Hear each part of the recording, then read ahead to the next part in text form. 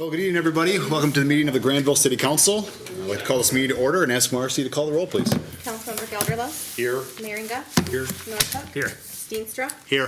Troost. Here. Vanderwall. Here. Mayor Moss. Well, tonight for the invocation, we have Pastor Brandon Hahn here from Ivan Rest Christian Reformed Church. Pastor, if you'd like to come on up, and for those of you who wish and to join us in prayer, we'll follow that with a pledge of allegiance. Let's pray. Lord God, we come before you this evening, Lord, to do the business of this town and this community. I thank you for these leaders here, Lord, elected officials, city employees, those leaders that you have provided us as residents and citizens of this community. Lord, and it seems like in this day and age, we need good leadership more than ever, in an age of division and polarization and anger. And so I thank you for these civil servants, Lord. Lead and guide them as they go through the agenda tonight, as they deliberate, as they talk about the different things and priorities that need discussing here in our community. Lead and guide them with your wisdom and your spirit. And we pray this all in the name of your Son, Jesus Christ. Amen. Amen. I pledge Allegiance to the flag of the United States of America and to the republic for which it stands, one nation, under God, indivisible, with liberty and justice for all. Thank you, Pastor. Appreciate it. We have before you the agenda for tonight's meeting. Is there a motion to approve the agenda? So moved. Support. Motion and support. All in favor, please say yes. Yes. Yes. Opposed, please say no. We have two sets of minutes to get through. The first one is from the special meeting of October 8, 2022. Anything to look over, add additions, corrections? That was our Saturday marathon meeting. If not, is there a motion to approve the special meeting minutes from October 8? So moved. Support. Motion and support. Marcy, would you call the roll, please? Councilmember Meringa. Yes. Northup. Yes. Steenstra. Yes. Troost. Yes. Gelderlos. Yes. And Mayor Pro Tem Vanderwall. Yes. And the second set of minutes is from our last meeting, which was 2 days later than that, October 10. Any additions, corrections, or anything to be noted in those minutes? If not, is there a motion to approve the meetings from October 10? So moved. Motion and support. Marcy, would you call the roll on that one, please? Councilmember Northup. Yes. Steenstra. Yes. Troost. Yes. Gelderlos. Yes. Meringa. Yes. And Mayor Pro Tem Vanderwall. Yes. Presentation of bills, and I don't know if you guys have the corrected version, but there was a rather large discrepancy. Ken can walk us through that, but Ken, the floor is yours on the bills. Well, when there's a large discrepancy, we'd like to be happy to report it was a deduction, not an add. So your total was $603,000. We are taking $209,000 off that. And the reason for that is that the invoice from the city of Wyoming that shows up towards the end of the bills list for the September water bill, actually, it failed to give us credit for our last payment. So it was kind of a double dip situation. So we're going to void that check in its entirety, and actually we'll have a little bit of a credit towards the next months based on what we've paid already on a previous month that had the same issue. So the new total for tonight is $394,324.34. And some of the highlights on that particular list of bills, on page 1 were the invoice for Dell Technology for the 6 laptops for the election precincts that were approved by council on September 26th. So that's about a little over $6,000 bill, and that's reimbursed by the state. On page 2, interface was the chairs and tables in the city council chambers and also down in the conference room. That was approved by council in July, and that was a little over $15,000, and those are working out good for us. There is a billing from Precision Concrete Cutting, and it appears in 2 different places, page 5 and 6, because of different funds. But There was $19,902 worth of work that eliminated 321 trip hazards on sidewalks in Grandville. We do that on an area-by-area basis and do it annually. And then some progress on some projects council has already approved and was anticipating. Great Lakes Paving repaved 2 basketball courts, one at Heritage Park and one at Calvin Crest Park, and then also a trail entryway from the Cherokee end or entrance of Heritage Park down to the play area. So that bill is on page 5 for $40,000. And then finally, on a couple different pages in there, because again, they're on different funds, but we've got about $58,000, almost $59,000 to the Grand Valley Metro Council, and this is the time of year that all the invoices come annually from the Metro Council. So it included our annual dues, it included our NPDES program participation with other cities in the area, it included our annual Regis bill, Elgro participation, and our transportation dues. So quite a bit in there for that total, and if there are questions beyond those, I'd be happy to try to answer those. Thanks, Ken. Any questions for Ken on any other bills? If not, is there a motion to approve the bills in the amount of $324,000 So moved. Support. Motion and support. Marcy, would you call the roll, please? Councilmember Steenstra. Yes. Truce. Yes. Gelderlos. Yes. Merringa. Yes. Nordhook. Yes. And Mayor Pro Tem Vanderwall. Yes. Well, before we get to public comment, we do have a presentation scheduled for tonight from the Right Place. Randy Thalen, President and CEO of the Right Place. Come on up. Do you need to plug in, or are you? I don't know who this is. If I shut it's shut, okay. Thank you. Well, good evening, everybody. Thanks for having me.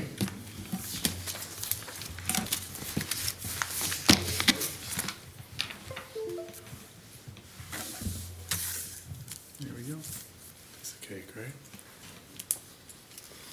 There we go. So thanks everybody for having me. I'm Randy Thalen. I'm the president and CEO of The Right Place. And as Paul mentioned earlier in a side conversation, I'm filling some awfully big shoes of Birgit Close, who I suspect you've known over the years. She retired as CEO at the start of 2021, and I started as CEO in March of 21. So interesting time to launch into this type of effort in the midst of COVID at that time and not being able to meet in person. So it's been an interesting but exciting year and a half. I don't like to say that I'm filling big shoes. I like to think that Birgit handed us the baton in first place, and it's our job to keep running and keeping pace. And I'm pleased to be able to report to you as one of our key partners that we have done that. And I want to share with you today a little bit about what we've been up to, what we've been able to accomplish, some of the work we've done with Greenville, but most importantly, any questions you might have about what we're doing from an economic development perspective. I'd be happy to answer them. We've certainly spent a good deal of time with Ken over the last year and a half and beyond. He's been a great partner of ours, and the city has been a great partner as well, and certainly appreciate your time here tonight. So just as a reminder, The Right Place, we're the Regional Economic Development Organization serving Greater Grand Rapids. That now stretches across 8 counties. We're the core of what we do every single day is, of course, right here in Kent County. We provide ancillary services to 7 counties, stretching as far up to Mecosta County, and Ionia, Montcalm, and others as well. So it's a true, strong regional partnership. At the end of the day, companies want to be a part of a region. They don't initially recognize sort of the borders. Only once they get deeper into their search and really start to determine where they want to be, do those borders matter to them. So from a marketing perspective, from an outreach perspective, that's the approach we take. We've been able to achieve our goals. We plan in 3-year increments and make commitments to our investors, the level of jobs and investment and payroll we seek to achieve. It's been a really wild 3-year window to try to do this. In the midst of COVID and the pandemic, the economy kind of shut down. Then it heated up pretty aggressively last year. I like to think because of the leadership, but I think there's some pent-up demand coming out of COVID. And then this year, we faced some pretty serious recessionary headwinds. Inflation at 8%, supply chain challenges that persist, and now interest rates that are north of 6%. So we've seen an interesting, a little bit more turbulent economy than we normally would see. But through it all, we've been able to achieve our goals. You can see there, we have until the end of the year to hit them, and we're all either right there on task. Candidly, I've got some team members that haven't entered everything into Salesforce. Once they do that, we'll have hit these numbers. So we're right there. Again, it's never even year to year, but overall in those 3-year increments, we've been able to hit those goals.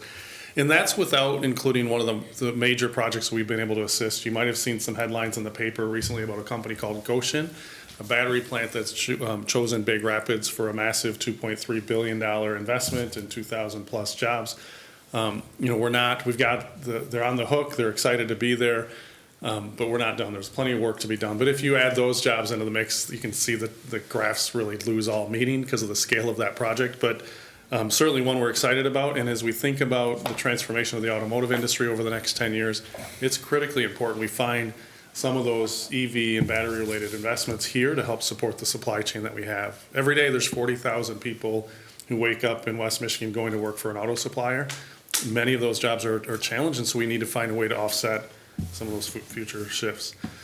We've reworked our strategy around three primary principles or pillars of people, place, and prosperity. Prosperity is the job and investment numbers I just showed. It's the business development work that captures the headlines. But we've added people and talent and placemaking because we know that's the winning formula to get a higher level of prosperity, higher quality jobs, higher quality opportunities for our residents. And so really working with our employers on the talent side, how do we help them retain and attract the best and brightest to their company? How do we, across the broader region, put forth a marketing effort to attract new people to help add to that talent base? And the people that are here, how do we find ways to get them trained up and get their skill sets elevated so they can perform even higher and ultimately earn a higher paycheck? So a really concerted effort around our talent. Excuse me. Our placemaking efforts. People, if we want to be successful on people, we need magnetic places. We need interesting places that draw people here from afar or help retain people. We know across Michigan, not so much here in West Michigan, but across Michigan, we're not retaining a high enough percentage of our young people. They want interesting places. They want great places to live. And, we call it place. We probably should have called it places. We need places across the region that are interesting and attractive to people and convince them that they want to stay. And it's a combination of great schools, great parks, the sidewalks, getting the trip and fall hazards fixed. I mean, it's those little things that separate good communities from great communities, and that's what we're aspiring to do across the region. And if we do people properly, if we get the placemaking properly dialed in and we really get an elevated effort, we know that the opportunities are going to be greater, the quality of the opportunities are going to be greater, and ultimately we'll have a stronger performing region as a result. And so that's the strategy, that's the approach that we're taking.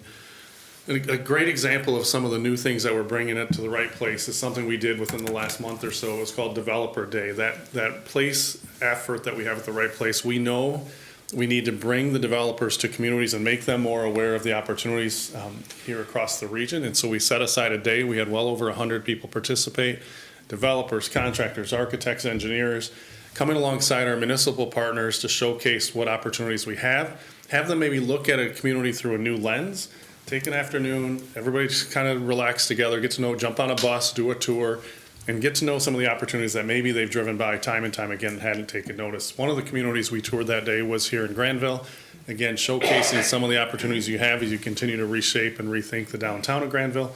We brought developers here to kind of elevate that experience, and we're going to continue that push in the years to come. We think development goes where it's welcome, and we want to show that development is welcome throughout the region and give our communities a chance to showcase what you have to offer. Couple economic indicators just to put on your plate as you think about 2023 and beyond. We do about 600 visits per year of area companies. It's the highest level we've ever hit. We want to make sure we're assisting companies as best we can, and that means getting face-to-face with them, understanding what their needs are, and being responsive and as appropriate. When we meet with them, we capture a little bit of intel. You can see here, even in the midst of all the chaos I mentioned, 3 out of 4 companies are growing and growing their sales. Over half, almost 60%, are looking to expand their either expand with equipment, expand their facility, or expand their employment levels just to continue their growth. And so generally very strong indicators. Recruitment of talent continues to be a challenge. It's a very, very tight labor market, frankly the tightest labor market I've ever seen in my 25 plus years of doing this. And so finding ways with our people initiatives to help companies crack that code. Quite frankly, the days of putting up billboards or an ad in the local paper and social media on LinkedIn today, that's not enough. Companies have to really take a more aggressive approach into how do they invite companies in or people into their company, and once they're there, how do they keep them? And so we're working with them on strategies there. And that last point, it's actually been trending down, which is interesting to us. Companies are actually investing less in training. We're not quite sure why. In a tight labor market, typically it would go the other way, but we're watching that one pretty carefully as we try to grow the talent pool here. Typically investing in people is one way to retain them, so we're watching that number pretty closely. And then lastly, some of the initiatives that we have going forward. I mentioned people. If you study the demographics across the region, you know we're becoming more and more diverse by the day, and employers, not all employers, unfortunately, understand how to welcome and embrace diverse talent into their companies, and so we've got some expertise on staff that's helping advise companies in that regard. Site readiness.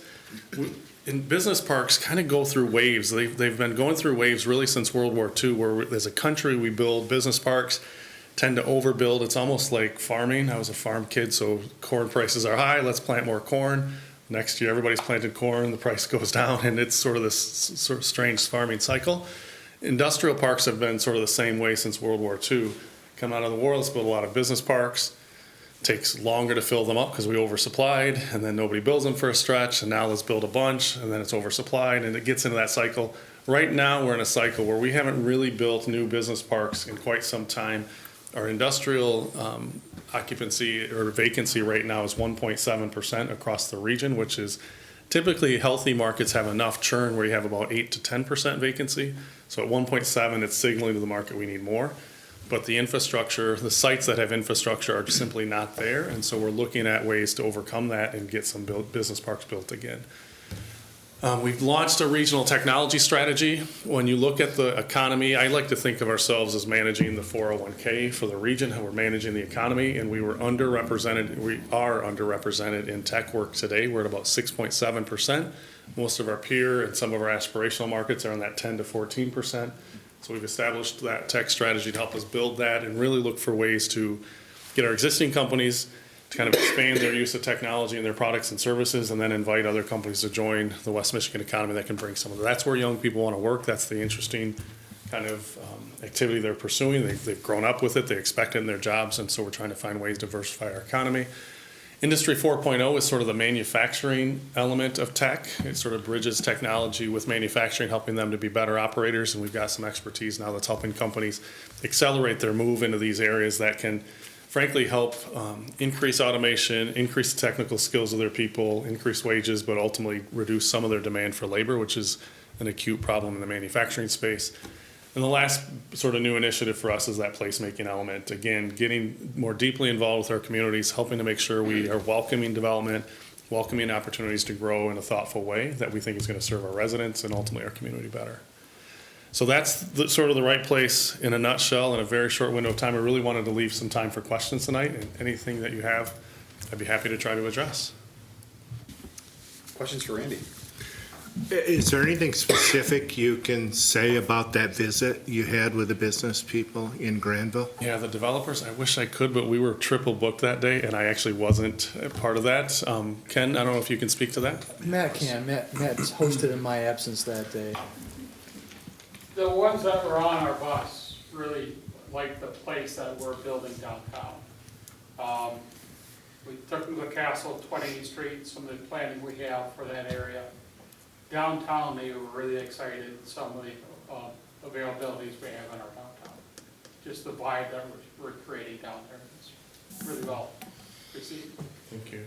Yeah, and I think sometimes things like that are hiding in plain sight, and so the intent of that day was to bring people to it. And again, we're going to repeat it consistently in the months and years ahead. In our conversations we've had with all the right place staff, Randy and Tim Mraz, I think, is kind of your placemaking kind of, it was interesting for us. We don't have a place to put a $2.5 billion battery factory, but we do have a community that offers a lot, and so it was interesting that this focus is really well timed for the city of Grandville because we spent so much time, effort, resource on placemaking. Our community commons, the library, the downtown farmers market pavilion, and the planning commission has worked real hard on master planning, form-based codes, flexibility in design standards and those kinds of things. And so that day really served as a nice connection for us. We've set the stage for better investment, but we've never had that experience in actually luring those kind of developers here.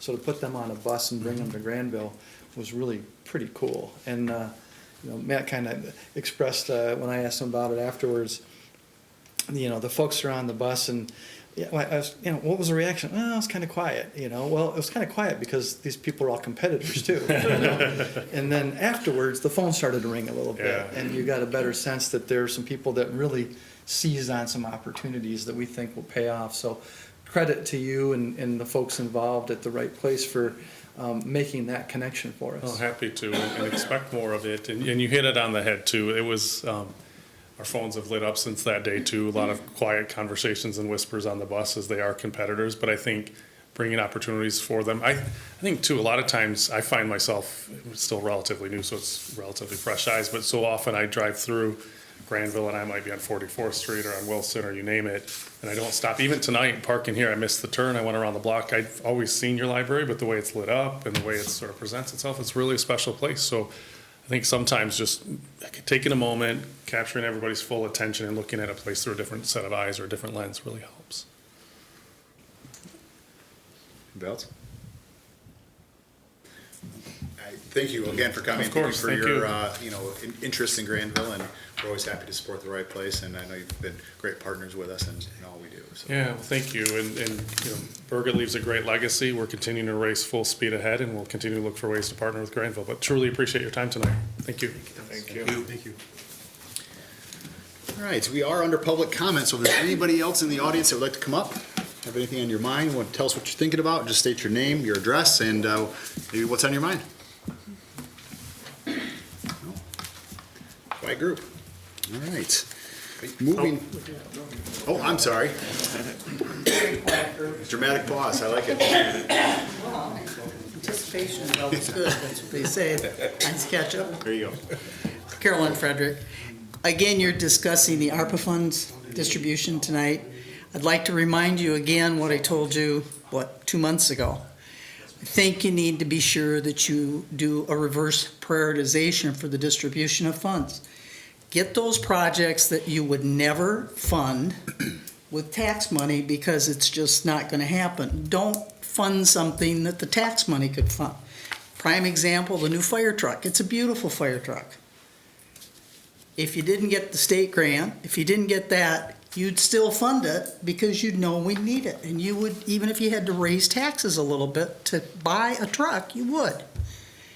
Putting the bridge over the creek to access the other side for a park, it's probably the last thing in the world you would ever spend a tax amount on. I'd put it near one of the top priorities because it's those things that people want you to spend the one time only, not going to be replenished, not going to get it again.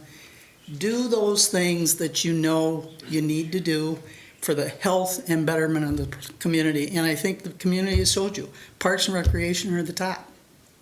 So again, I urge you to do that. Thank you, Carolyn. Thank you for your comments. Anybody else? All right. All right. Moving down to the consent agenda. You have in your packet here. Before I move on, I didn't want to make sure we have a motion to excuse Mayor Moss. He is traveling today, and I apologize for that delay, but he wishes to be excused from today's meeting. Is there a motion to excuse Mayor Moss from today's meeting? Support. Motion and support. All those in favor of excusing Mayor Moss, please say yes. Yes. All those opposed, please say no. Sorry about that, everybody. Didn't want to forget him.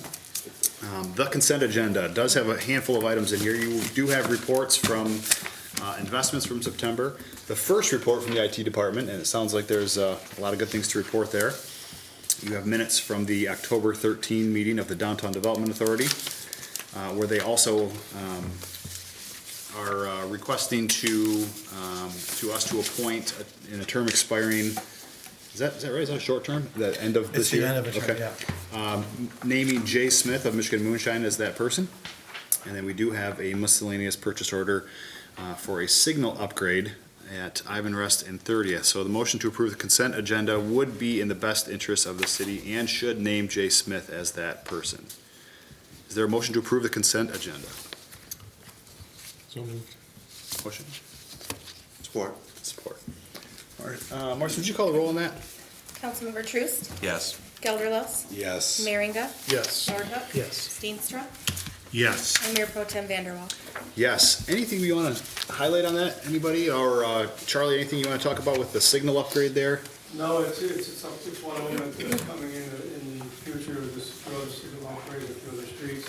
We want to get this done before this project starts next spring, summer, so we need to get it into the books and so we can get parts ordered for it. And that will be completed then before that project starts? Yes, it'll be all new signals, it'll all be a new box type of signal. It'll be set up for the 3-lane that it'll go to. I know it's a funny intersection. I think it's probably well overdue. We looked at somehow trying to use black out and straighten it out or whatever, but it's quite costly, so. Thank you. Anything else? Actually, Ken, is there anything that you wanted to note on that IT report? I know that's a new, Just, Jason Rotman is the IT director.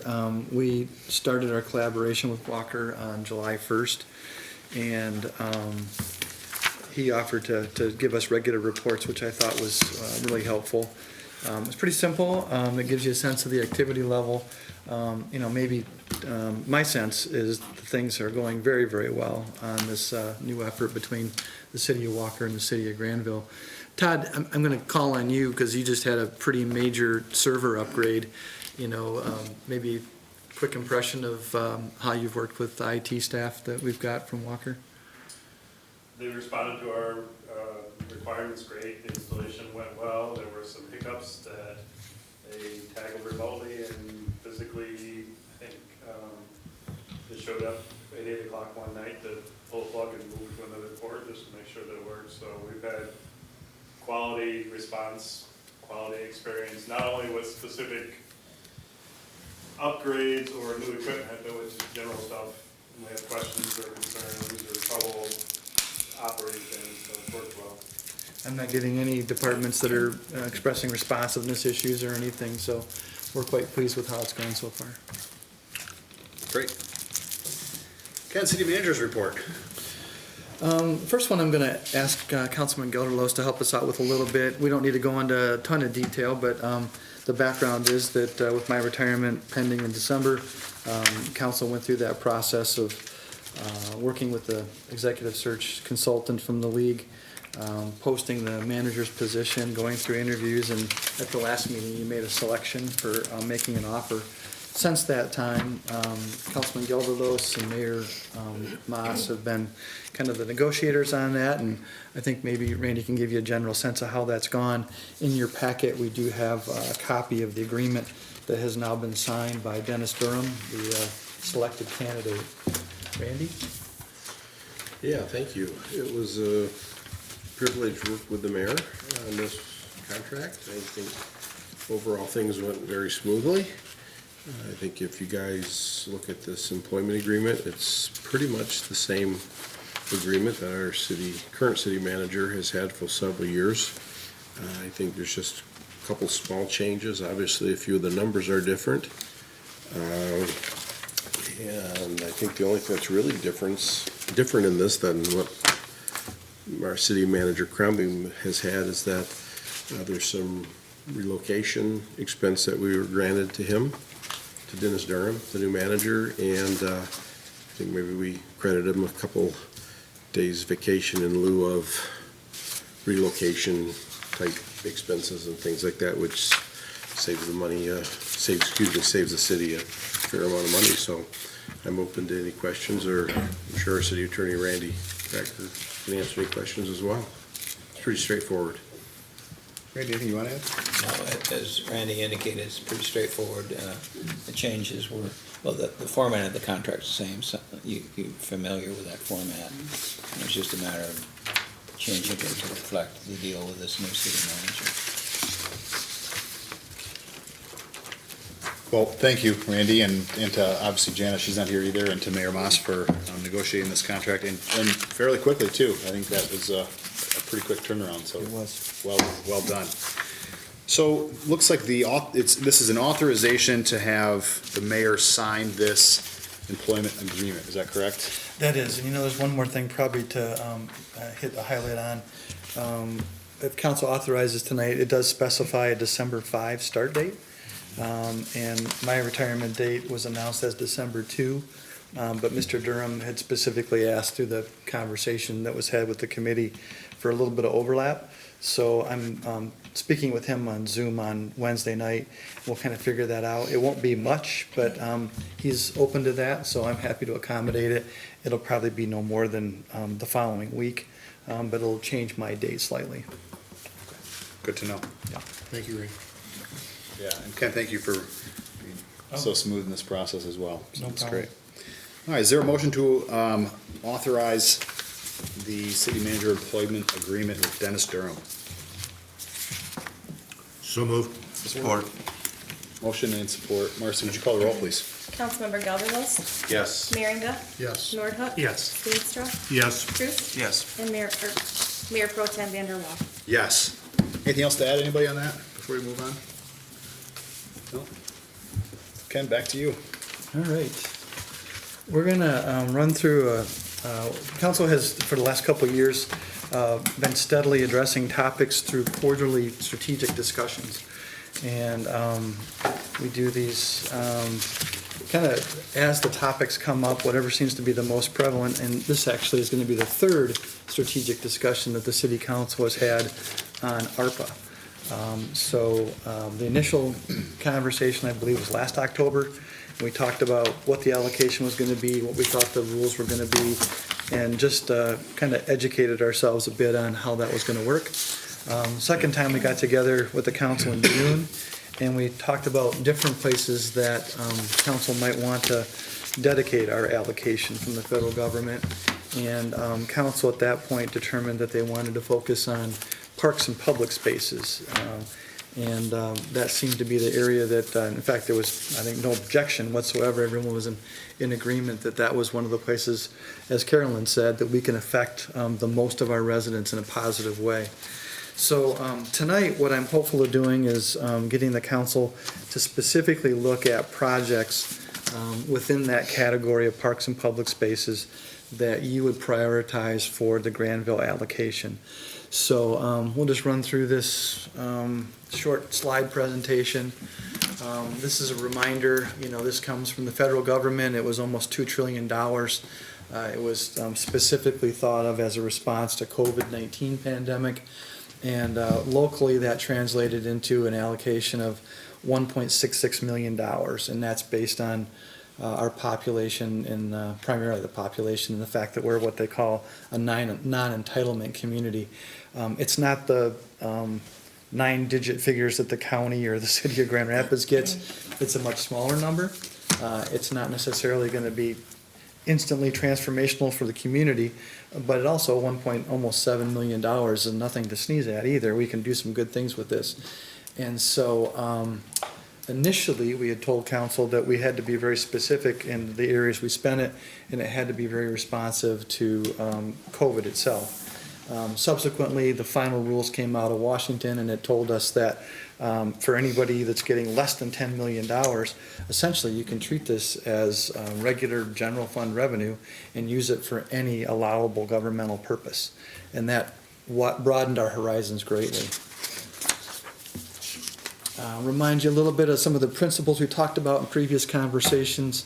GFOA, Governmental Financing Group, had issued some guidelines and mentioned that ARPA funds are best used for non-recurring expenses, and that the investment that we're making in infrastructure in local municipalities is especially well suited to ARPA because it's a non-recurring expense.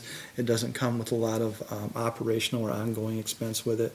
And it also advised that we really didn't want to use the money and create additional money needs by making them so programmatic that we had to come back and alter budgets to fund them. So that's how we started to talk about this. More specifically to Grandville, we had talked with the council that we would like to focus on projects that have noticeable public benefit, that we're going to have an impact, a positive impact on the quality of life for our Grandville citizens. That we were going to work from a list of projects that were already identified but weren't budgeted, things that were on our wish list. In particular, we've got a 5-year park and rec master plan that's full of those kind of things. We were looking for projects that were readily achievable, that weren't going to be hard to implement, and that they weren't going to be hard to administer once we got to that point of actually using the funds. And that, again, similar to the GFOA guidelines, that we wanted to make sure we had minimal ongoing financial commitment. So with all those parameters in mind, we talked with the council about, in particular, this particular grouping. Last year we talked about, or last June, we talked about infrastructure and streets and things of that nature, but we showed a pie at that point that represented the $1.66 million Grandville allocation. And we had put projects to it to show an example to the council of the kinds of things that you might be able to accomplish using those dollars.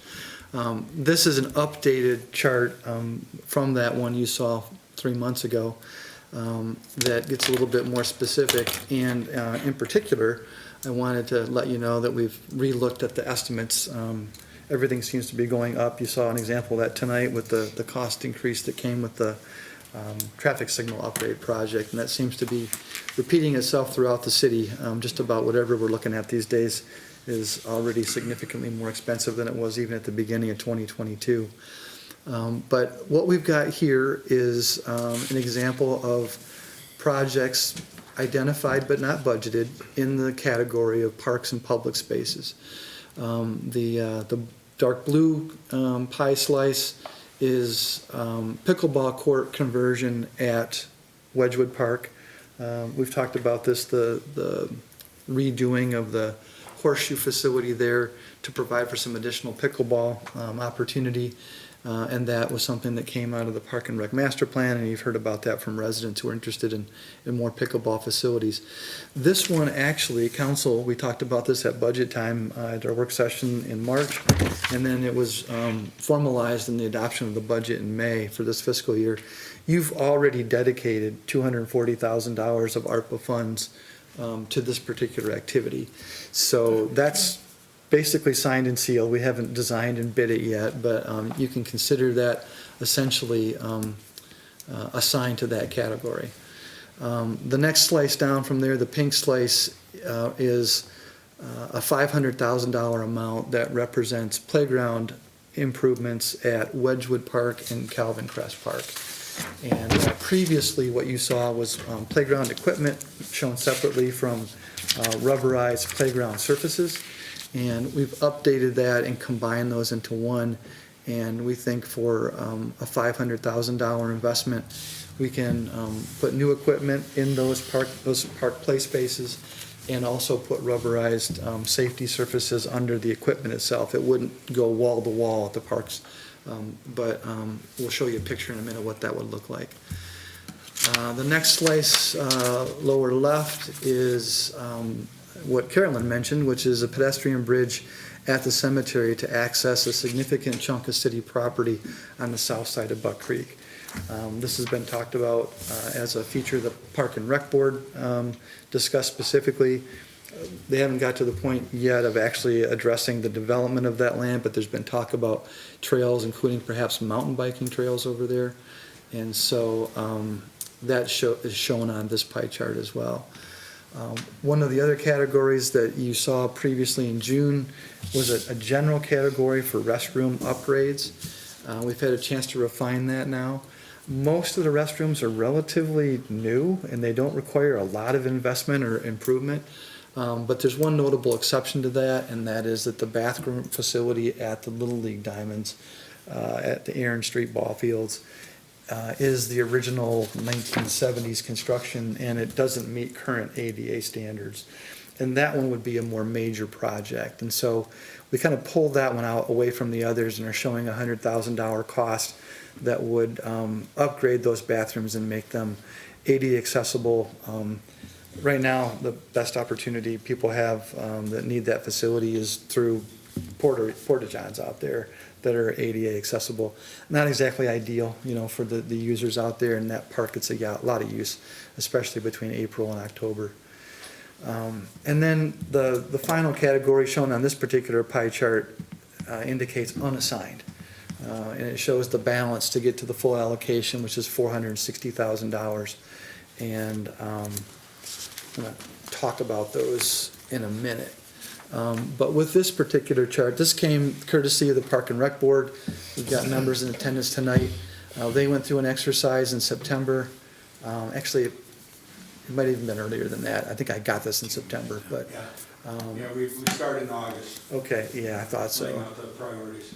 So Kim took this before his board and said, let's look at our Parks and Rec master plan, and let's come to some sense of what we would recommend as a Park and Rec board as the priorities. And we did reorder this a little bit, Kim, just to show top to bottom how you weighted this. But, what I really want to point out here, and then I'll let Kim chime in if he wants to, but the top rated by the Park and Rec Board priorities for parks and open space were pickleball courts, pedestrian bridge of the cemetery, playground upgrades, park restroom upgrades, and the rubberized poured-in-place surfaces. Those are all the ones that are on this pie chart. So there's a direct overlap between what we're showing you tonight and what the Park and Rec Board has come up with. There's a few more items on that list that aren't on that pie chart, and I want to address those in a minute. But maybe just pause there for the Park and Rec folks, and you want to weigh in at all, Kim, or your folks, with regard to the priorities that you had No, there? I think the priorities are set. What we did, we took weighted, we took 5 being high priority, 1 being low priority, and just filled it in. And each one of the members said, here's what I think is important, and I've included the commentary from the individuals also. A very simple way to look at it, very simple way to add it up, a very simple way to prioritize. Yeah. They are part of the master plan, except the trees, which, that can go to Kyla. I mean, that's a great plan because the Parks and Rec Board support what she's doing. Charlie's been great putting the trees in and finding places for it. So as far as I'm concerned, what's up there and what the remaining 460 grand you have, that's fine if you can plug it in. But if we can get the others prioritized, approved, and implemented in the 2 years, I think we're going to improve it. And just as a sidebar, as far as the cemetery property or behind the cemetery, I spoke with my employer, which is West Michigan Life and Fitness, to ask if they would contribute funds for that as a side. And I got a positive response, that once it gets more laid out, that they will consider adding funds to that also. The overlap's great, and the other part is that all the projects that you guys have prioritized, they are achievable, they are non-recurring costs, they are the kinds of things Carolyn talked about, things that we would not necessarily fund out of our taxes, but they are on our wish list, and they would provide a noticeable benefit to the quality of life for the citizens. They're looking for Grandville as their place. And as we found out during COVID, the parks became exceedingly important, and they still are. They're Yeah. still busy. When I ride through Wedgewood, their playground's full. They're playing pickleball when the weather permits, so it's active park. So is Wedgewood. So we've got a couple more slides here. Thank you. This is just this isn't our facility, but it's an example of a multiple court pickleball facility. The next one is a rendering that would reflect the Wedgewood Park playground improvement, including strategically placed poured-in-place rubberized surface. The one that follows that is similar for Calvin Crest Playground upgrade. And then I wanted to talk about the remaining $460,000. There's a couple projects that we didn't slide into this yet, but I want to make the council aware of. One is back in January, we got the estimates for the Heritage Park boardwalk improvements, dock improvements, seawall, and we budgeted $300,000 from the council special project fund to implement that this budget year. So this is a budgeted project, not one that's just off the master plan. It's a overdue maintenance kind of issue. But this has been treated roughly by the economy in the meantime, and the current estimate to do that, after more investigation by the city engineers, it's about $525,000. So there's a $225,000 gap from what's in the city's budget at this point. This is where choices start to come more particularly to the front. You know, one option might be to allocate $225,000 out of the ARPA funds to cover that difference. Another option would be, by the time we start to construct this next year, it's probably likely it's going to overlap to the next fiscal year, and perhaps instead you'd want to look at an allocation from the special project fund for the next year and not use the ARPA funds for this. But I want to make you aware that that's a cost that we didn't anticipate in our previous conversations with council as recently as the spring, and it looks like it's going to be seriously more expensive than it was. The next one that's up there is Calvin Crest Park tennis court replacement. We've been working with the folks at Calvin Christian High School. The tennis courts that they use for competition are Calvin Crest Park courts. Those are original courts that have only had periodic maintenance since about 1980, so they're 40 years old. And we actually submitted this project through the county's ARPA kind of competitive process, but recently found out that it was deemed ineligible. Essentially, we didn't have enough impacted special populations or enough direct COVID connection to make that fundable. So we're out with regard to that funding, and yet the schools are very interested in doing something there. We've talked about a complete replacement of the original courts. As council's aware, the two most recently added courts back a decade plus ago, the soils beneath them were terrible. We excavated everything to a deep depth, but they've continued to move over the years to the point that those surfaces are not playable. And so we look more specifically at just replacing the 6 courts that we have there, and probably relocating them slightly. If you've played out there, you can see the north end of the court starts to dive off a little bit because that's where the poorer soils are. And we've talked about sliding them farther to the south, putting a retaining wall in. It's pretty expensive stuff. And that's why there's not really a project cost with this. We estimated for the schools or for the county's purposes, that was about a $750,000 expense. This was a few months ago, so I don't know what that means now. I think we think it's probably going to be more expensive than that if we go with the full replacement there. Options again, fund this using ARPA funds, but the $460 that's unassigned wouldn't cover all of it. You'd have to find additional funding, most likely to fill the difference or reduce the scope of the project. We haven't gone back to the schools. We know that they have a good relationship at Calvin Christian with the Grandville Public Schools, and we know that the public middle school is moving next year to a new facility down by the high school campus. Are the courts as important now as they would have been a couple years ago? I don't know the answer to that question. Maybe yes, maybe no.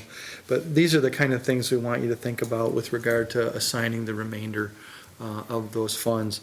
And there's a blank bullet point there because there might be other projects that council is thinking about as well that you might bring forward at this point to try to complete our use of the allocation. This particular slide, a little hard to read, obviously. It's taken from a site plan, but the pond is up, north is up, the schoolhouse is to the south end or bottom of the page, and then the dark T there is a new fixed in place as opposed to floating dock attached to a boardwalk that would be over a seawall on the frontage of the pond. That boardwalk would connect to a stairway that goes back north or back south up the hill towards the number 10 school, and also extend a trail back to the parking lot. That's just to show you the extent of the improvements that we're anticipating at Heritage Park and that we're working on right now with the engineers. Again, the point isn't necessarily to read every line there, but this is just showing you the $525,000 current estimate for that work, and that being significantly more than we had budgeted for this year. And then this is picking up on the list that we talked about, the pie that we showed previously, and it also ties into the Park and Rec Board's review and priorities. There were several items on that list that we looked at and thought about more deeply. They included some pavilion maintenance in the parks, rain gardens. In particular, I think we were looking at Heritage Park potential for some rain garden there, tree planting, and minor restroom improvements. In looking at that stuff, first of all, Charlie and his crew determined that there really wasn't any major work necessarily in any park pavilions. They're going to need new shingles on roofs, that kind of thing, but they really seem to fall into the category of maintenance and not necessarily into those things that would create a real bang for the buck. These are the kind of things that we would typically spend in budget tax dollars for. The restroom improvements, again, with the exception of the restroom in the Little League facility, they just don't need a whole lot. It's more like new partitions, paint, that kind of stuff. It's not reworking the plumbing or anything, knocking down walls or expanding anything. So we pulled those items off this list, and those correspondingly were also the lower rated items from the Park and Rec Board as with regard to their priority. And just thought those are the things that we typically would bring you at budget time to say we want to do some of this work, and council can address those anytime they want, really. So that's all background to the conversation that we're hoping you'll have tonight to think about how to specifically allocate these. We think we're to the point where council can make those decisions, come to some consensus, and that we can use those to spark the next level of activity, which would be publicizing those projects that the council feels are the most beneficial to the community, and then letting the public have an opportunity to weigh in as to their concurrence or disagreement or other suggestions prior to a final allocation. And more importantly, in the long haul, after public comment, we'd like to take advantage of the winter to get some of these projects organized so that when next construction season comes, we can start to attack these things. You may find yourself able to allocate everything tonight. You may find yourself able to allocate part. It doesn't really matter how far you go, but in particular, before my last day, it'd be nice to get a roadmap for the staff and the new manager to know what they're working on for 2023 and 2024. Well, thanks, Ken. That was very thorough. I know I had a question, and you and I talked about it at some point too. I had always thought, well, what about a splash pad? And that was kind of a big ticket item for me. You may have also been approached by residents, personally. I know we've had people come here and talk about it. Sounds like there's a handful of barriers to entry on a project like that. Before we all ask about it, is there a way you want to squash that one? Squash it. Yeah. Without squashing it, I did share with the Mayor Pro Tem that there's some issues with regard to splash pads that maybe on the surface they're not apparent. If you visited one with your children or grandchildren or in another community, that you might not be aware of, but we're seeing a lot of activity with the municipalities that have splash pads that are having very significant difficulties. Some of the difficulties are just keeping it operational, and they wind up with a lot of downtime, and downtime tends to disappoint people.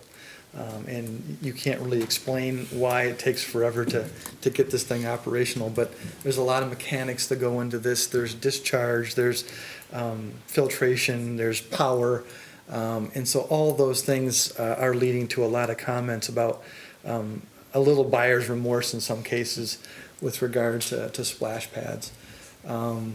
There is an ongoing expense that comes with those that wouldn't come with, say, a bridge over a creek, or a new park playground. You got to maintain those things. There's no doubt about it. But in this case, it comes with a utility bill on a monthly basis, and it comes with a question of supervision. Do you have to staff that? There tends to be one of the issues tends to be misuse.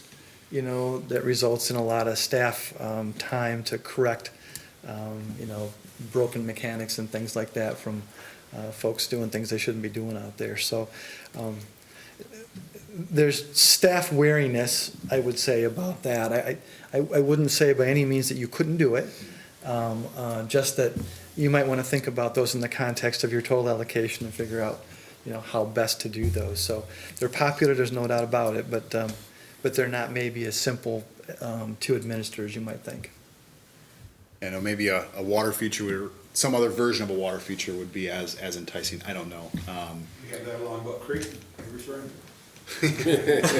Sometimes more exciting than others, huh? This is great. I think that, these pie charts help a lot. Any direction that anybody wants to go or lead us off? I know, Josh, you're a rep on the Parks and Rec Board. Anywhere you want to start with us? Well, no, I was going to mention something that hasn't been brought up yet, and we've talked about it fairly extensively at the Park and Rec Board, is the possibility of additional grant funding for some of these things. We spoke with the folks at Sinclair Recreation last month, and there's a good possibility we could qualify for some grant funding to help with some of the playground equipment that we're looking at. That's not included probably in here, so that could bring some of that cost down a little bit. We've talked about the Spark Grant program that's getting up and running through the state. Not sure if we'll be able to qualify for some of that or not, but we're looking at that as well, which is geared specifically towards recreational programs and parks and things like that, both state parks as well as local and community parks. So we're looking at those types of things. We've talked a little bit about, with the pickleball project, even though it is budgeted, possibly there's some grant funding available there too. Those are pretty hot topic. Those are pretty, popular features. A number of communities have successfully gotten some grant funding through the state program that the MML administers with the MEDC, the Public Places, Community Spaces program, which is kind of a 50-50 match. Several communities have gotten some money that way towards pickleball courts, so that might be an option there as well. So, and then there's others. We've talked about corporate sponsorships a little bit. We've talked about some of the other smaller grants that are out there. We've got a number of people on our board who are involved with grant writing and have been kind of keeping an eye out for things. So just want to keep that out there too. With all the things that we just talked about, it's going to exceed our, amount there. We're going to have to make some choices, but we maybe can make that go a little further if we can get, a couple $100,000 or whatever, in some grant funds and putting a couple of grant proposals together to help with some of that. Maybe if nothing else, to at least address some of the increases in costs that we're seeing now from what we were kind of originally thinking. So just want to put that out there too. You're trying to get creative with some alternative funding sources there too. Does it make sense to pump the brakes on some of these projects then until we get some, Well, I don't know. I mean, I think the pickleball thing is probably everybody's top priority. We've talked about that. It came out here.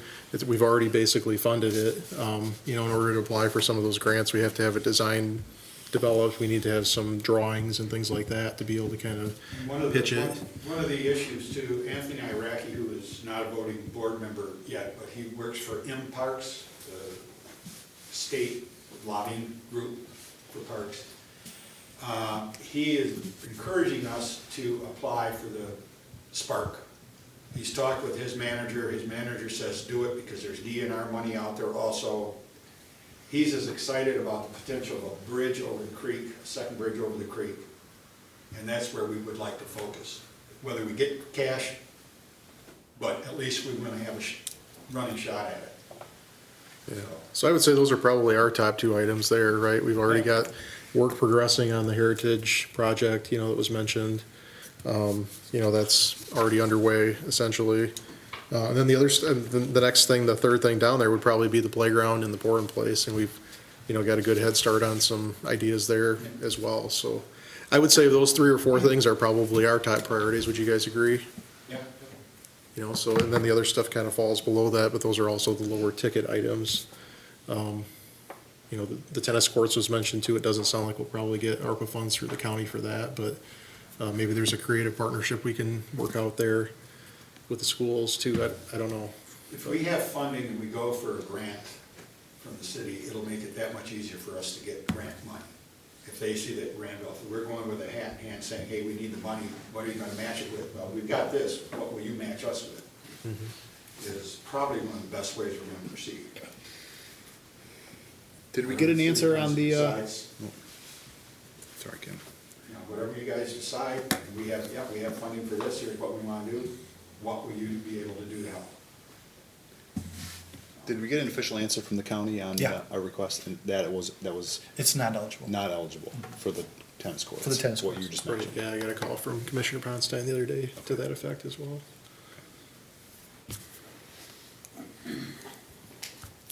So we'd have to decide what we're gonna do with that, or if we're gonna move forward with something there, or put that one kind of on hold for now, I guess, but. So my math says we can do everything up there, not just 3 or projects. And then we still have a couple hundred plus left over. Well, yeah, I think the unassigned is 400, and then the 100, the Lime piece you said was basically deferred things that we can, maintenance costs, right? The 100,000 is not the deferred ones. The ones that are not there were the ones on that last slide. One more. Keep going. That one. So though, you would have seen those on the previous June parks pie chart. Those are the ones that I said we took off from the one you're seeing tonight. The green slice that's there, that is remaining as a bathroom improvement, which was. Not the shingles, the small It items. was actually Okay. the ADA, the restroom itself, yeah. So you're right, Tim, so there's, all those can get finished, plus we have 400K sitting there. Right, so would we be allowed to designate some money, I mean directly to, say, the Grandville Community Tree Project, a lump sum for trees and for rain gardens? Or does it have to run through the city? Yeah, I don't think you can make it would be, essentially, that would be a contribution to a nonprofit. Okay. So I'm gonna let Randy chime in, but I think the answer is no.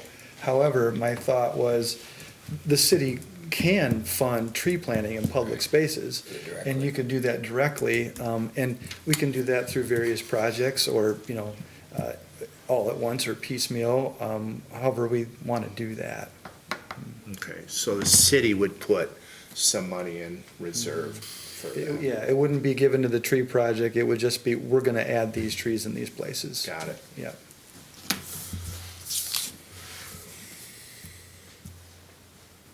Justin? Well, Ken kind of dashed my hopes with the splash pad thing, so I have to cross that off. The Not top to of the be. list. So I like everything I'm hearing so far. I do think, so all of the pie pieces that are up there, I support moving forward with. I think we're committed to the Heritage Park dock either way, so maybe we consider keeping some of this 460,000 to the side and see what the budget looks like next year and what the economic picture looks like, and we have that in reserve for that or something else. If we can do Josh's idea and save some money here from grants, we might be working with $650,000 or $700,000. So I personally like the idea of holding off a little bit because we do not have to spend the funds until, what was the date again? 26? 2026. Is that right? I think it was the end of 2025. I think, Jane, you were telling me that we thought we might have even more flexibility, but I think it makes sense to keep working as if the deadline is the end of calendar year. Am I right, 25? Was that, am I remember? The funds had to be obligated by the end of 2025 and spent by the end of 2026. Okay, Because yeah. everybody understands it takes a while to get a project done. So that does give us some leeway then for holding off a little bit on some of this and seeing what comes from those grants and things like that, and then determining if we want to go bigger on something else, or, wow, costs have really gone up even more and, the economy is not in a great place, or whatever may happen. So I like the idea of having a little bit set aside. I also kind of like what I think Tim was alluding to there, and that is we have 1.6 million plus here. Doesn't mean all 1.6 million has to go to parks. So when we're trying to, if we make a very large, substantial investment in parks, that's great. But I think we ought to at least consider using some of this money toward environmental sustainability. That's something that we've said is a priority for the council. And so I like the idea of using some of this toward something environmental, whether that be tree planting, whether that be rain gardens, combination of both. But I think for us to think of, we have to split this pie only on Parks and Rec. I'm not necessarily thinking that way. It's public spaces too. Say it again. It's all public spaces. Public spaces, right. Yeah. No, my point was with the tennis courts, I guess, that we don't have enough if we look at what we have here to do the tennis courts probably as is. Probably. But maybe if we can get some grant funding to offset some of these other costs up here, maybe we can make that go a little further and possibly tackle that one as well. Or maybe the school can contribute something toward it, or, maybe there's something creative we can do with Grandville schools, with the tennis courts that they have at the middle school or something to make it a win-win. But I agree with what you're saying too. I mean, I think there are some other opportunities. As much as I love the parks and all the projects here, and, obviously that's the largest share of kind of what we've discussed, I think it would be wise to maybe think about using, some of this for other public space improvements too down the way, but. Sorry, I probably interrupted you. I'm used to it.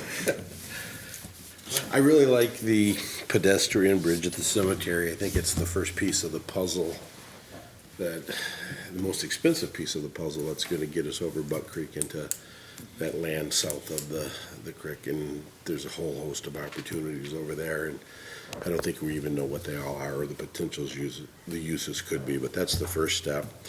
I like it all. I guess I've said it before, I'm still holding out for a little bit of money for some improvements down by the riverfront. It's a low-maintenance area. It's an area that's highly used. There's a lot of bikers down there. There's a lot of fishermen down there. There's a lot of kayakers down there. It doesn't have to be much. There's not much you can do down there. But there are a few aesthetic things we could do, especially with Ottawa County improving their trail system that will link through there to Kent Trails and all of those type of issues. I just think, I personally would like to keep that on the radar map, and I look at maybe a little more asphalt or a little bit more defined parking down there for some of the boaters. We've got people parking in the grass and in the gravel and wherever. I think some of the things you guys did, you put logs around some areas where people were four-wheel driving through the mud. If we can do some really low, inexpensive things like that down there, it goes a long way just to kind of keep the misuse down, so to speak. So thank you for doing that. And then ironically, I know you would like a splash pad, but if a fisherman falls off the dock launching his boat, it's kind of a splash pad. So. And that dock needs some improvements. So, yes. Anyway, just like to keep that on the radar map. I've reached out, Randy, by the way, I've reached out to the county, Kent County, and never gotten a response back about what their plans are and how we can tie in, because I ride that trail as a regular ride for me. One of the things would be great, if there's a way to mitigate at least along Buck Creek, put in the way they did in Jennison, put in a wood trail. We can't go through the middle unless that's changed. There is a two-track that goes through the middle that's a little bit higher, but if there's a way we could put a raised platform that at least along Buck Creek, because when the river's up, nobody's going down there. So, I mean, there's a lot of things that, as I ride through, I'm looking at. Yeah, and I was talking more about the Grand River. Mm-hmm. Okay, Exactly. all right, Right yeah, there, right, sure. where Because it it's, ends, it's Grand flooded, River. it's flooded quite often, yeah. And then you go down the river, along the river, and then that takes you up because that's the low area. But is there any way we can look at an alternative path? If, let's say, if we get under the viaduct, we have a raised platform to ride on, and we can take a right before you get there and run a wood trail through there, or even pave it through there. That might mitigate losing some along the river and then going even further in, because right now, as I ride it, there are people driving motorcycles, dirt bikes through the muck and mire down there, and just having a grand old time. So, but the county has not responded as far as what they're going to do, and tried to get together with them and see what synergies we've got, and we can move forward. They're busy building a new building. Thanks. Anybody else? Paul, words of wisdom? I don't know that I have any wise words tonight, but I support what's been said. I support all the projects up there. I agree with pretty much everything Councilman Nordhook said. I don't think we need to allocate it all right now. I don't think it makes sense to allocate it all right now. And, for all the reasons he just said that I don't need to restate. I also like the bridge across the Buck Creek, would also be my number one. Yeah, I guess I'll chime in officially as well. Yeah, I was, looking at that Heritage Park of, how do we complete that project sooner than later? And I know we talked about, maybe a 2-year special projects fund allocation to it to, potentially free up some of those ARPA dollars. And if we get some other grant matches, like Josh said, that gives us a lot of extra dollars to do other things that we're kind of already planning for. I think the Calvin Crest tennis courts can be done. I don't know if it's now, or with all of this allotted money. Would love to see very creative solutions, like you alluded to, Josh, maybe with the schools, maybe with some private donations. If there's somebody, if the bike shop's looking at sponsoring the trails, maybe, there's a tennis association, we want to be part of that as well. But it's down the road, and I think we'd be wise as well to save some of our dollars and see what happens with some of these other matches, and we have a little bit of time left. Anything else? Anybody else want to chime in on it? Anything else from the Parks and Rec guys? I appreciate you guys being here and filling in on your portion of this. Anything else? Any closing thoughts on this, or any further discussion? We looked at the master plan, we're following that, we're trying to show with $1.6 million that we're moving forward. We finally see that the parks became an important part of our community over COVID, and they're still going strong. So anything we can do to add to it, if we open up the 14 acres behind the cemetery, that gives us another thing. We're going to get condos going in, so population is going to be there. And if they still think they're going to put in a private walkway, I think they're smoking too much weed, because I'm sure that the city of Grandville residents will use it whenever they want. And I'm sure Paul will just say, "But you'll be right over." So anyway, we can go from basically from Wedgewood Park, Mill Race Park, then behind the cemetery, we could really make a very large impact in this community and the activities. Yeah, I agree, and especially with the Mill Race Park expansion, it could really tie in that area very nicely, for sure. Yeah. Ken, any more direction you want from us? Is there? I think all I want to do is maybe summarize and make sure that you're in agreement with my summary, and that would be that with regard to the allocation we showed tonight, and as it reflects the priorities that came out of the Park and Rec Board and found consensus with the council tonight, would you concur that the pickleball courts already essentially agreed to, the two playground improvements, the pedestrian bridge, and the bathroom ADA upgrade, that you essentially would consider those to be the allocations that you're at this point ready to publicize and get some public comment on.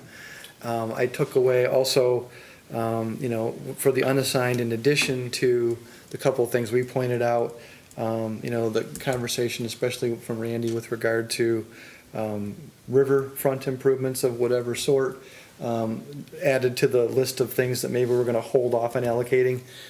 Maybe some of the Justin's comment about actually dedicating some investment here to public space, but not necessarily recreation improvements or environmental sustainability improvements, that you're comfortable not allocating everything at this point. And like I said at the beginning, you certainly don't have to. We didn't anticipate that was where we had to be tonight at this point. But I had made other notes, but I think essentially that's what's in my head right now, that's what I'm hearing. And if you guys are good with that, then we'll proceed from there and at least kind of go so far as to publicize the priorities that have been discussed. Kim's note, before I forget, he tied on to Randy with regard to the riverfront and trail improvements.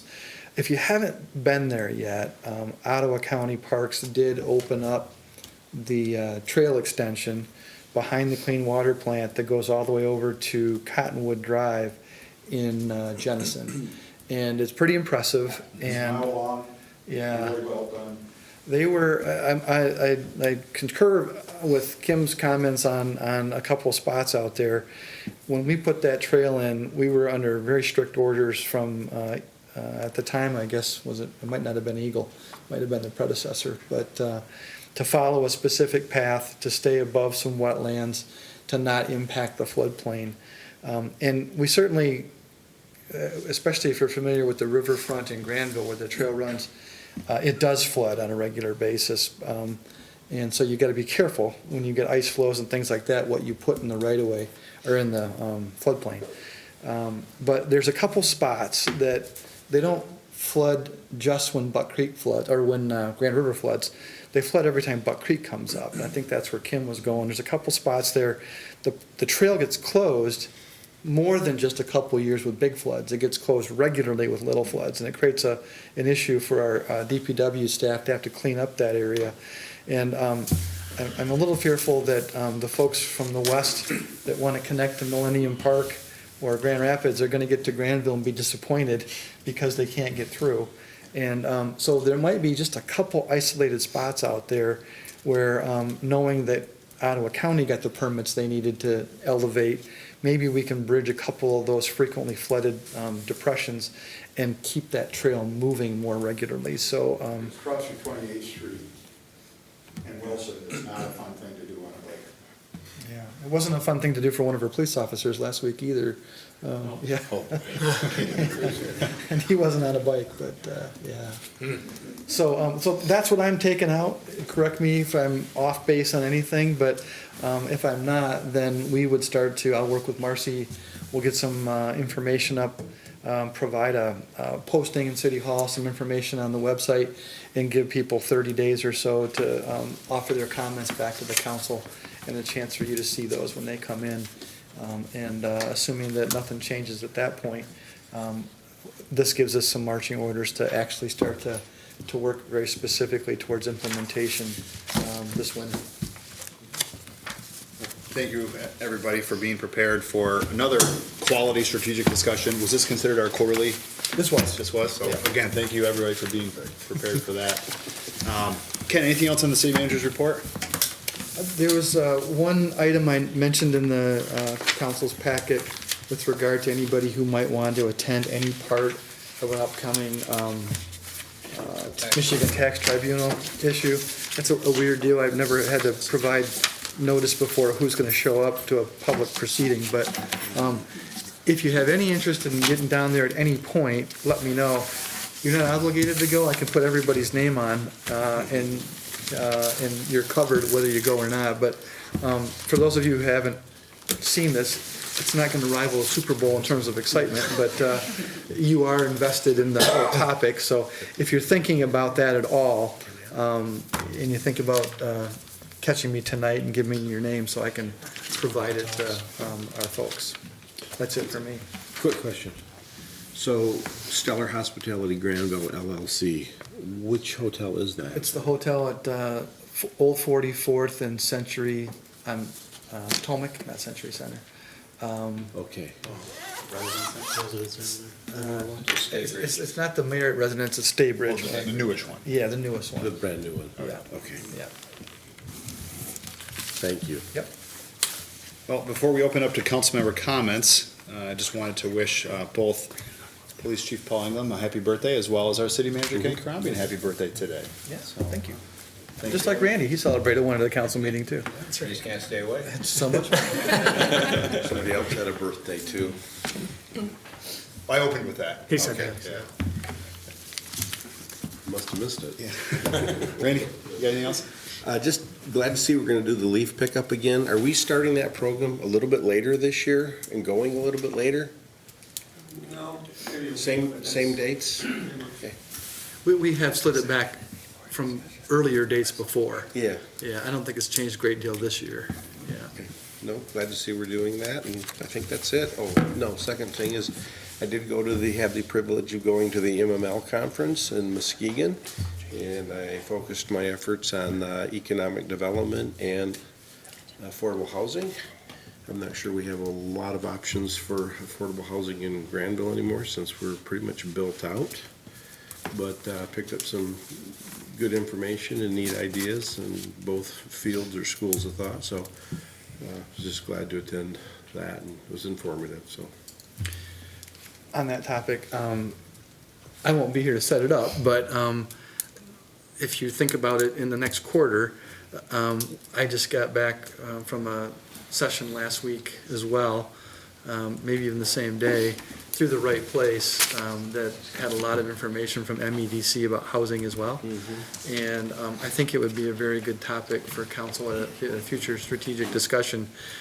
Even though we are mainly developed, there are opportunities in our master plan that's in the comment stage right now, contemplates the kind of mixture of housing types that would facilitate, not necessarily all affordable, but it's a very hot topic right now. You know, I think one of the big keys to that is maybe reviewing our zoning and lot sizes and those type of issues to accommodate some housing in certain areas. And some of those form-based codes we put in there for like 28th Street and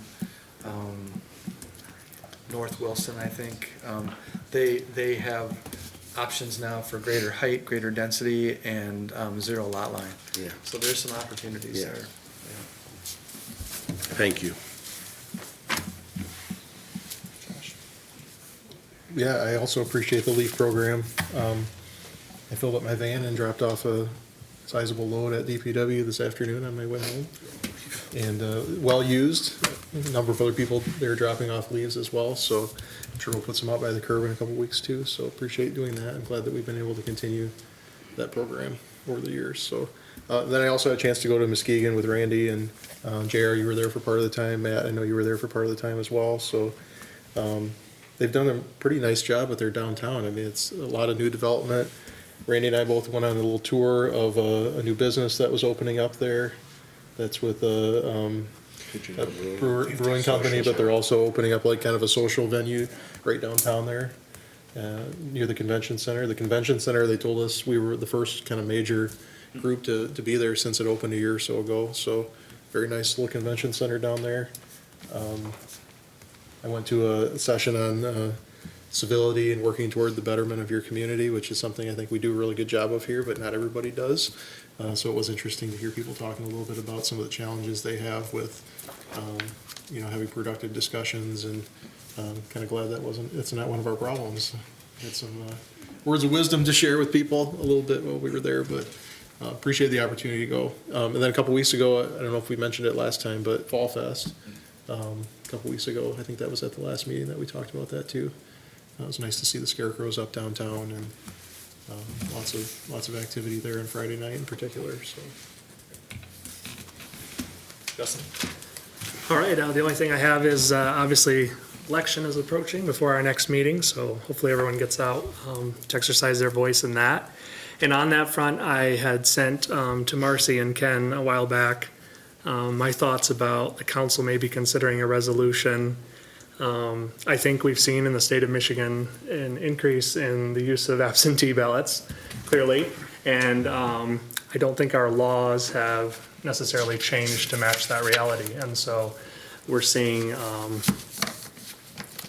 election officials' hands tied, from my vantage point, where they cannot begin to pre-process those ballots and maybe carry it out efficiently and effectively. And then that leaves them open to what I view as unfounded claims of fraud or, whatever. So I'd personally like to see if, as a council, we could do something to support our clerk and support municipal clerks in general to efficiently and effectively carry out elections, and call on the legislature to make some changes that allow them to do that without their hands being tied. So just something to think about. Thank you. Thanks. I know they've left, but I appreciate the presentation by the Right Place.